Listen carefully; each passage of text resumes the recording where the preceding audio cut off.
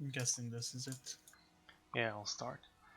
Um, so just to know, just to let you all know, I will be recording this, but don't be afraid to ask questions during my talk.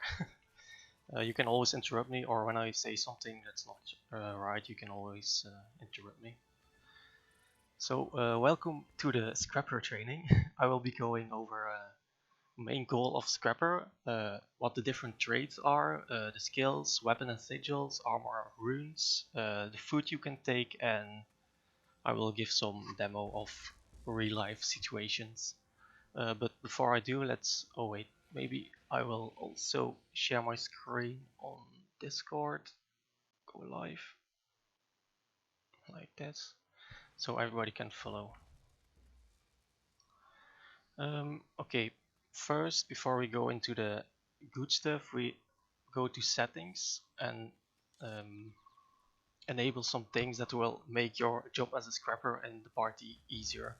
So when you go to general options, user interface, and you go all the way down on the checkboxes, you see always show squad health bars and always show party health bars. Those two should be enabled.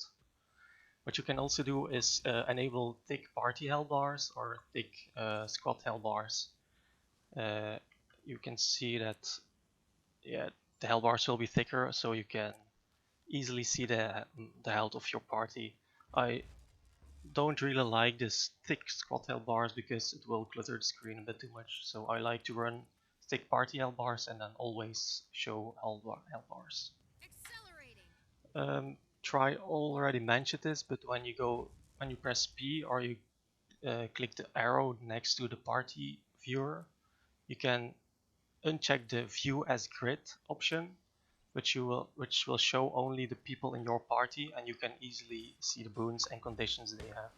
So for the real beginners, that's also a nice trick when you are pretty much any healer. Okay, let's start with the traits. I will um, share my build so everyone can has the same build. You should have something like this. I will start with the most important trait, which is purity of purpose. It's the Grandmaster trait in alchemy, which should always take as heal scrapper. What this trait does, it converts every condition you cleanse into a boon. So normally you cleanse, you just remove conditions, but when you activate this trait, it will not only remove the condition, but also make it a boon. So that's pretty much the reason why Condi builds are not viable in big groups, because they are indirectly buffing you because you you cleanse their conditions and you just get boons instead. It's like a reverse corrupt, if you want to see it that way. So very strong trade. You should definitely take this. I will not go over every minor trade, but major trades I will go over. Next, in alchemy, you have comeback cure, grants regeneration when you remove conditions from an ally. This is very good synergy with this minor trait from invention, which will give you extra healing power when you have regeneration. So that's always you should also always take a combat cure. Then we have health insurance. Health insurance just makes your healing kits much stronger, so you don't really have an option in this category. And then minor traits are just boon application to yourself for self-sustain. Next we have inventions.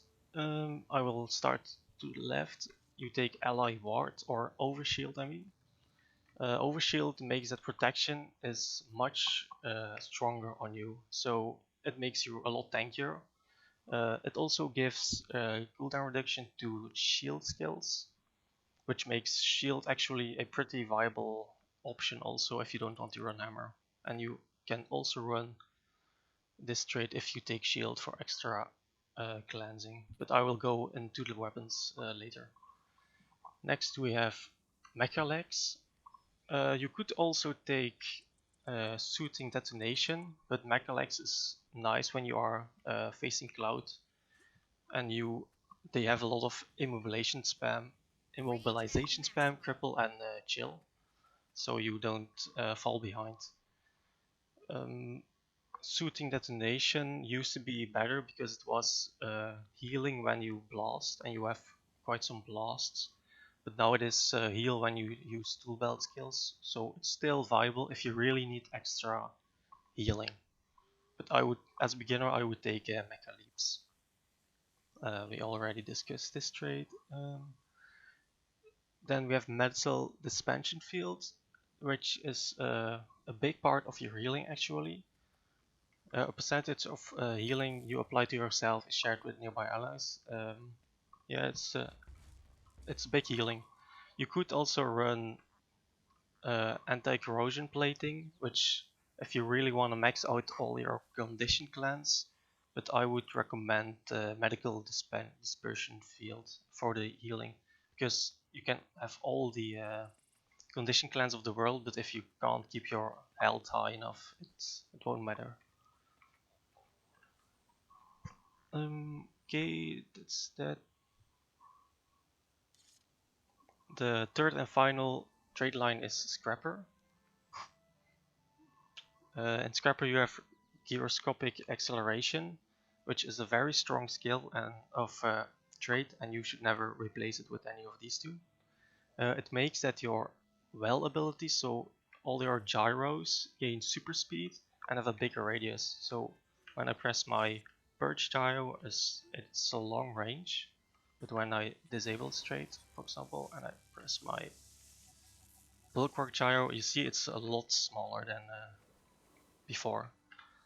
So just in general, this is a very good trait, and also the super speed on the final pulse of your gyro is a big source of your super speed.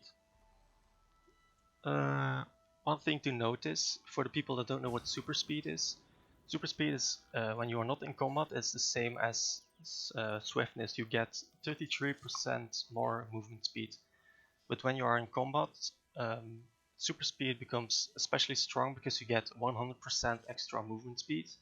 But if you are crippled and chilled, it's only like 50%, I guess.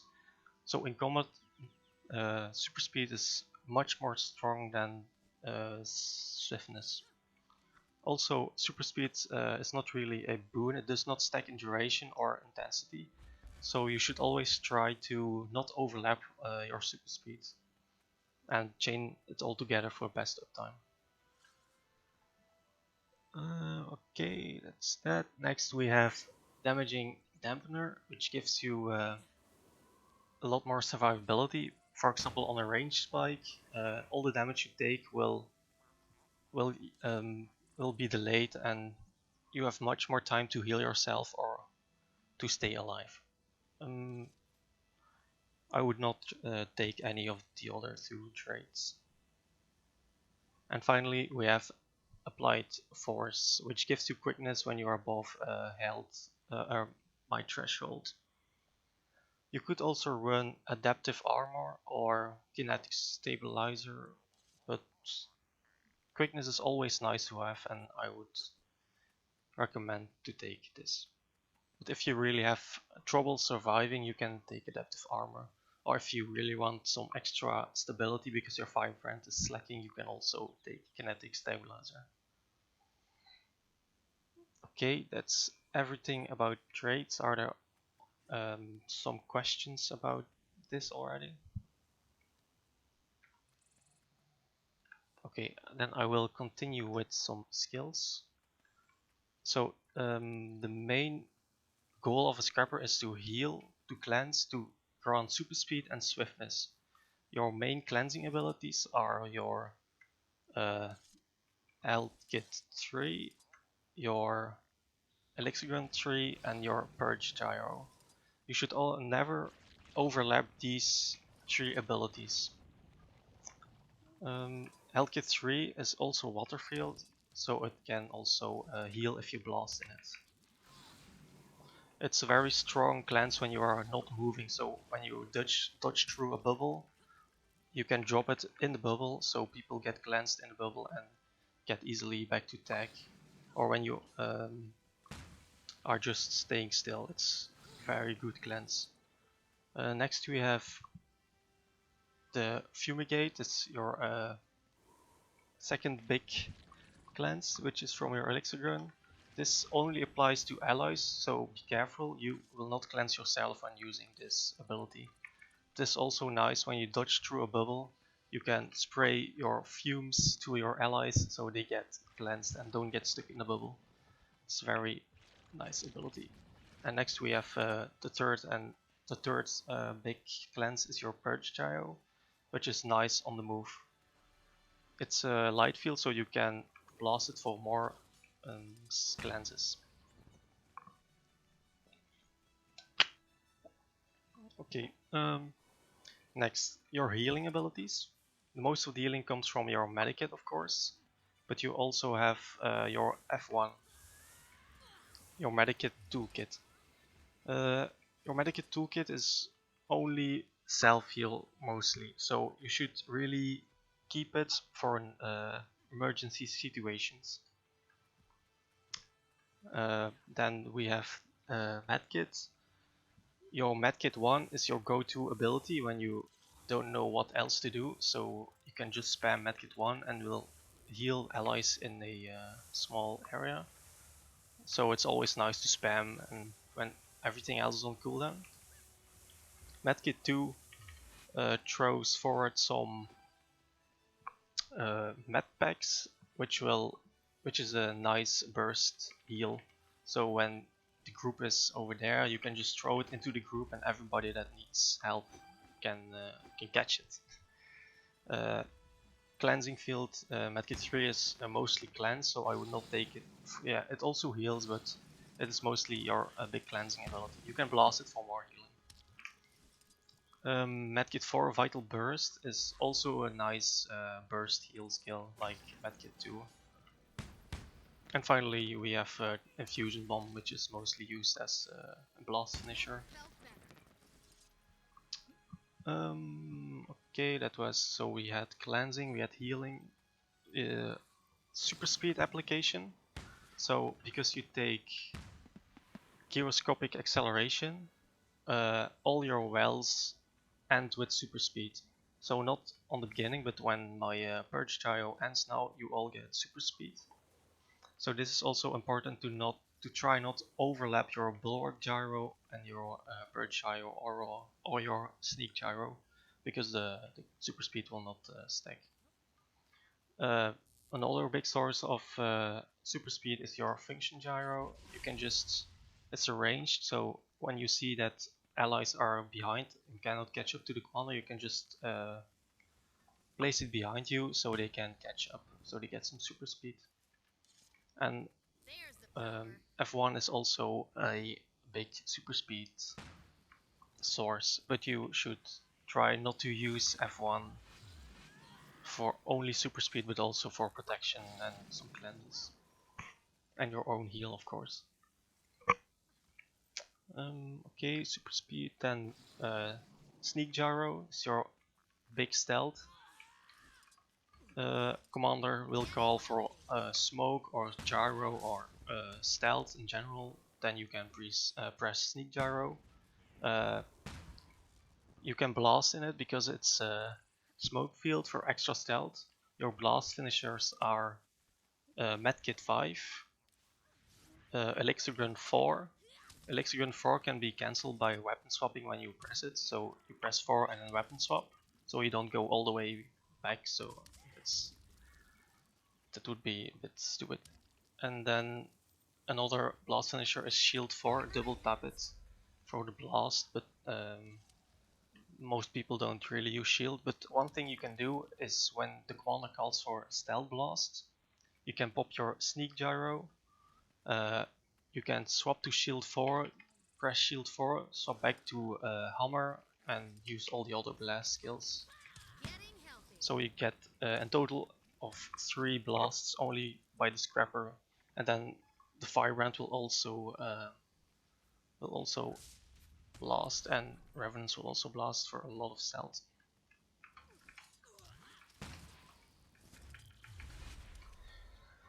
So we had the most important heal skills. We have the most important clans. We had super speed and stealth. Okay. Some other abilities that I didn't touch yet is Bulwark Gyro. This is nice to um, for your opponents to mitigate damage and bring it back to you.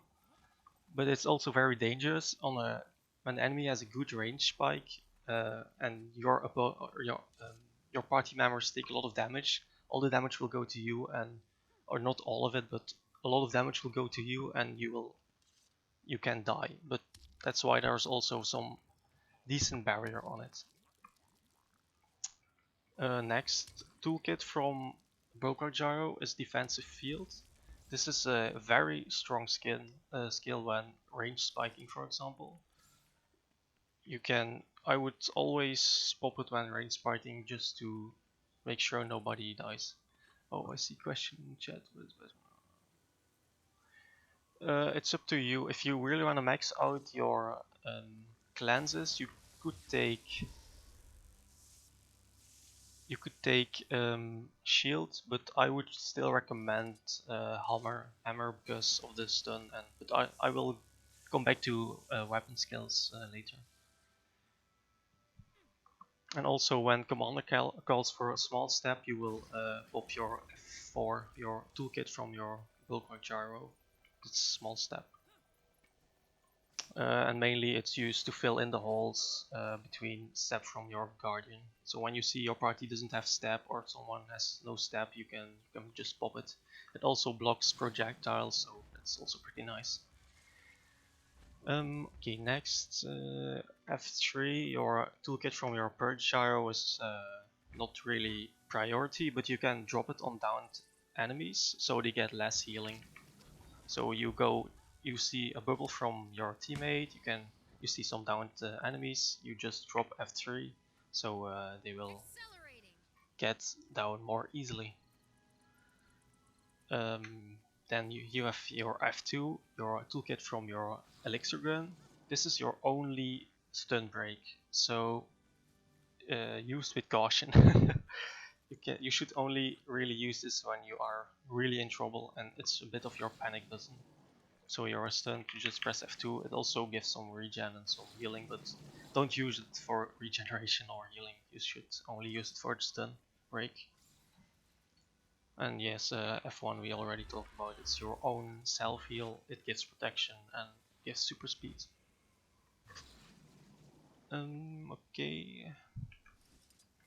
Are there any questions about normal skills?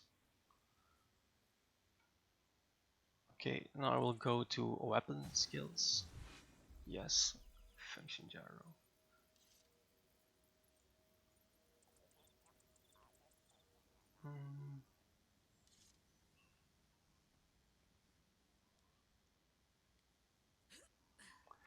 I would not really use F1 to... You could, if your C or party is in trouble, you could use F1 for party healing, but I would still try to keep it as long as possible just for your own, because if you die, then the party will have no healing at all. Oh, also, I forgot to mention, your F5, your function gyro, reses allies and finishes downed enemies. So when the commander says res this, you can pop your F5 to F1 extra person resing. So that's also nice, but you cannot precast it, so you have to wait till there are downies before you cast it, otherwise it won't do anything. That's also for killing downed enemies, so you cannot precast it. Oh, a lot of questions in chat.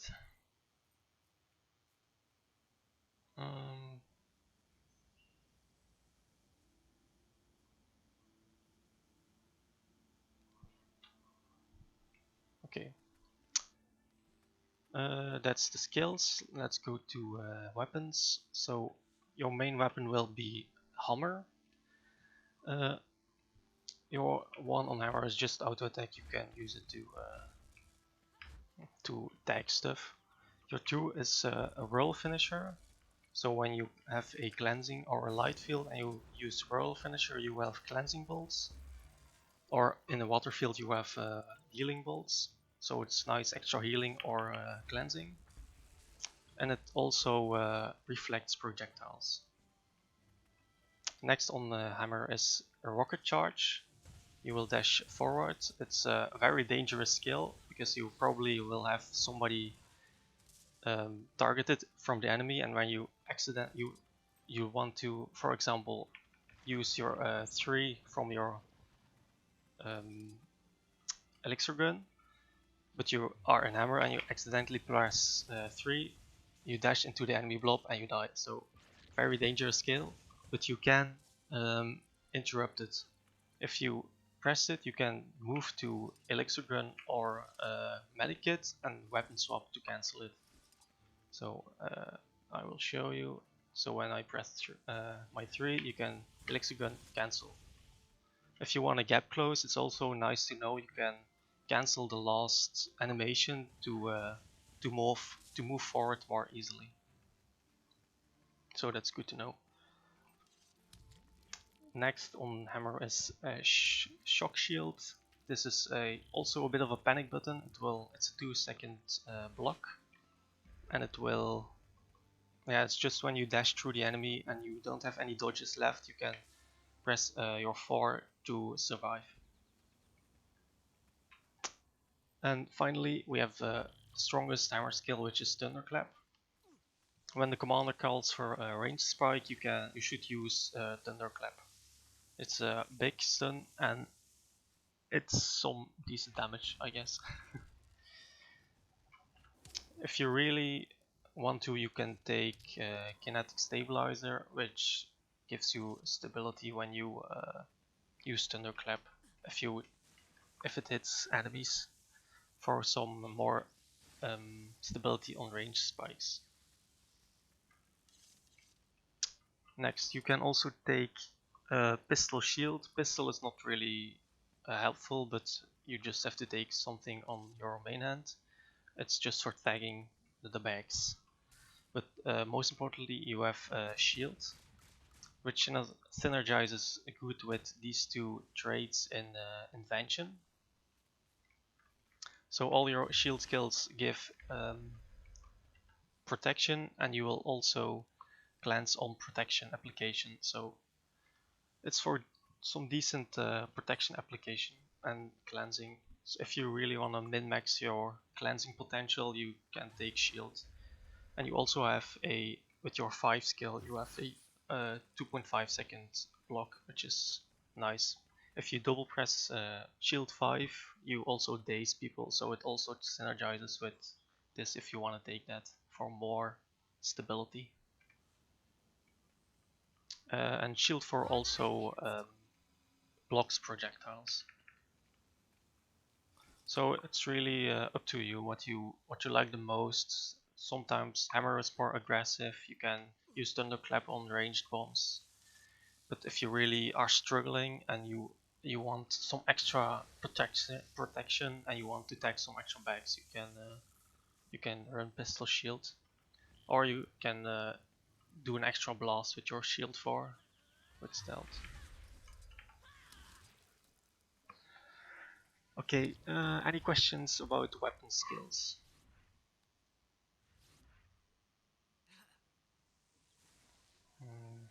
Let me see in chat if I missed something, probably. I'm sorry if I missed your question, but you can spam it, maybe I will see it. Okay, so what stats should you take on your armor? And pretty much everything should be minstrel. Also your trinkets, all minstrel, weapons minstrel. For runes on the armor, you should definitely take monk runes. You can get these from Escalonian Tiers, that's the first dungeon. But you can also, I think you can run the reward track for Escalonian Catacombs, but I'm not sure if you get runes from that. You can do these reward tracks in PvP and World vs.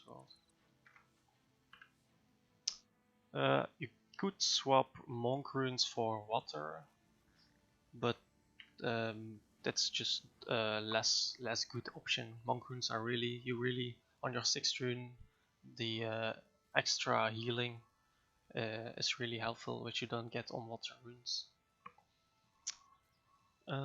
Next we have sigils on weapons. Let me see.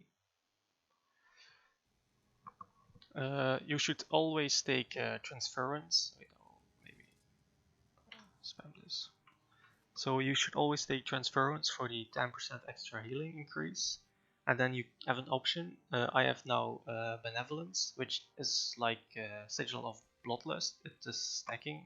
So when you heal, you get 25 stacks of extra healing, which is nice. You could take benevolence on one hammer and take another hammer with, for example, sigil of renewal. I will paste it. It's heal on weapon swap, but because you cannot heal in combat, it is heal on kit swap. So when you go into your elixir gun or you go into your medkit, you will heal allies.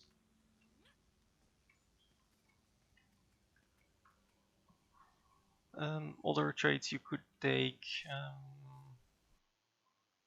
Sigil of energy is also a viable option if you really struggle with surviving and you need some extra dodges. But you should always take sigil of transference, and the second one is pretty much up to you. Yeah, indeed, you shouldn't really struggle as a scrapper with full minstrel, but yeah, if you are a beginner, I know you can struggle sometimes. Okay,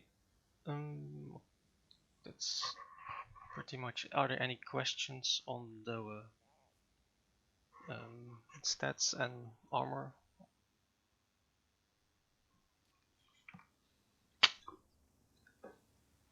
Okay, then I think I covered everything. If people have something to add. Oh yeah, maybe I should maybe some small demo of what you should do when the commander calls or stuff. So at the beginning you are on the commander deck. The enemy, wait, how do I place markers? Okay, enemies are there and the commander asks for a range spike. So what you do is you press your F4 for stability and you do your thunderclap. That's all you do. Then you can switch to heal kit and press spam your 1. If you see that people are caught in the range spike and they are immobilized, you could the cleanse I would use is fumigate from your elixir gun because it has the shortest cooldown of all the cleanses. Okay, that's what you do on range spike. When you when commander calls for stealth, you use sneak gyro. You place your medkit 5. You use your 4 on your elixir gun, and if you have shield, you can swap to shield to blast, so you can blast 3 times. But you have to be careful for shield 4 when there is like a deer or something that you don't get in combat by pushing it back with your shield 4. But that's also true for your elixir gun 4. So you have to be careful not to get revealed. What else can the commander call? Yeah, small stab is also F4. And also, yeah, the commander can call for super speed. You could use your function gyro or your F1 skill. If you already popped a gyro and the commander calls for super speed, don't use any of these because you will get super speed at the end of your gyro. So you try not to overlap your super speed to get the maximum amount. Elixir gun 4 is just a weapon swap if you want to cancel. Hammer 3 is you can cancel it by going into a kit and then weapon swapping.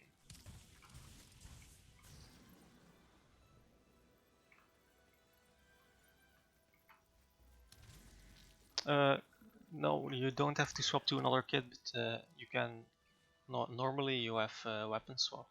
Bind it somewhere. Yeah, indeed, the weapon swap key.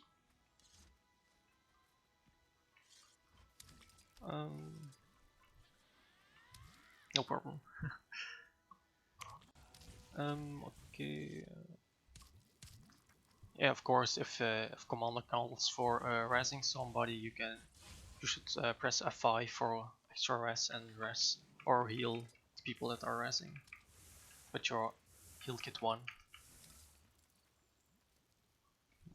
Okay, I think I covered everything. Are there maybe some more questions? Oh yeah, some other skills you could take, thank you. You should never swap out Elixir Gun and Purge Gyro because these are your big cleanse skills. But you could change Bulwark Gyro. One nice skill you could take is Utility Goggles. This is a AoE detect.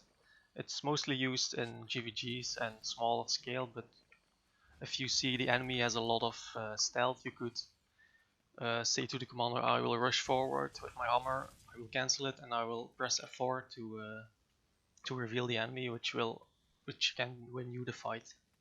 And it's also a nice stun break and resistance on the utility goggle itself. Other skills you can take are maybe if you want to be toxic, you can use toolkit, and you can pull people or you can block on toolkit 4, but I would not recommend taking that. Elixir S is also a viable option if you really are struggling. It's another stun break and it's some more stealth, and you get invulnerable for some seconds, but I would not recommend it because if you are struggling to survive, you would have no use because your party will also struggle to survive. And when you are in Elixir S, you cannot heal your party members. You could also take Elixir C, Elixir R, I mean, which for the tool belt skill will res in a small AoE. So it's an extra res. If you are really coordinated group, you can use that to res more people, and it will also remove immobilization, but that's not really a big thing. What else can you use? Elixir C is also a viable option, but it's also the Elixir C itself is converting only on yourself, and F4 is on enemies, allies. I mean, something a bit more advanced. In trade lines, you can swap inventions out with tools, I guess. I don't remember. I don't know if it's still viable, and you can take throw mines for some. I don't really remember the. Is it tools? Yeah, it's tools. You can for some boon removal. So when you have a lot of sustain your party or you are secondary uh, support, you could run this, but I would definitely not recommend it for new people because you lose a lot of your healing and protection. But if you really are interested, I can show you a link that explains this build. But for now, we stick to invention indeed.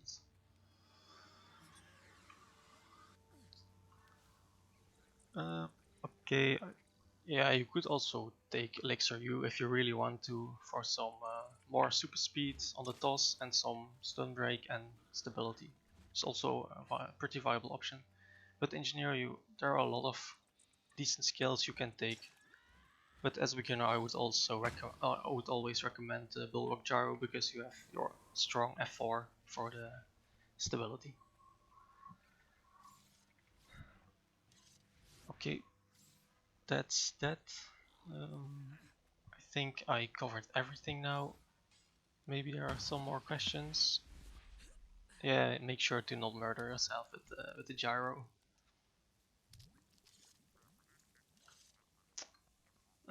Okay, that will be it then. If nobody has any questions anymore, thanks for joining, and maybe somebody wants to tag up. I can pass the tag.